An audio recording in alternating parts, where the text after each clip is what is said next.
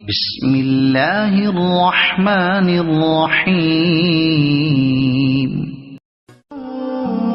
حضرت عمر بن خطاب رضی اللہ تعالیٰ عنہ بیان کرتے ہیں، ہم ایک روز رسول اللہ صلی اللہ علیہ وسلم کی خدمت میں حاضر تھے کہ اس اثنا میں ایک آدمی ہمارے پاس آیا جس کے کپڑے بہت ہی سفید اور بال انتہائی سیاہ تھے۔ اس پر سفر کے آثار نظر آتے تھے، نہ ہم میں سے کوئی اسے جانتا تھا، حتیٰ کہ وہ دو زانو ہو کر نبی صلی اللہ علیہ وسلم کے سامنے بیٹھ گیا اور اس نے اپنے دونوں ہاتھ اپنی رانوں پر رکھ لیے اور کہا، محمد صلی اللہ علیہ وسلم اسلام کے متعلق مجھے بتائیں۔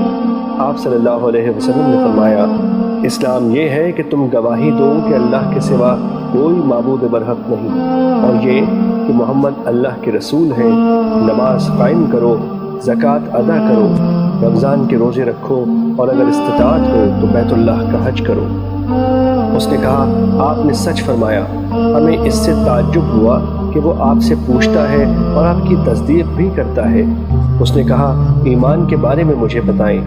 آپ صلی اللہ علیہ وسلم نے فرمایا، یہ کہ تم اللہ پر، اس کے فرشتوں، اس کی کتابوں، اس کے رسولوں اور یوم آخرت پر ایمان لاؤ، اور تم تقدیر کے اچھا اور برا ہونے پر ایمان لاؤ۔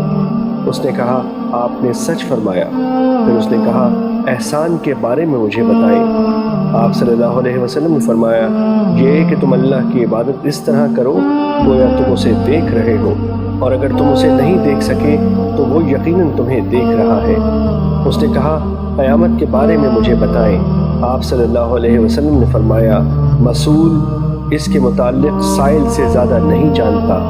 اس نے کہا، اس کی نشانیوں کے بارے میں مجھے بتا دیں۔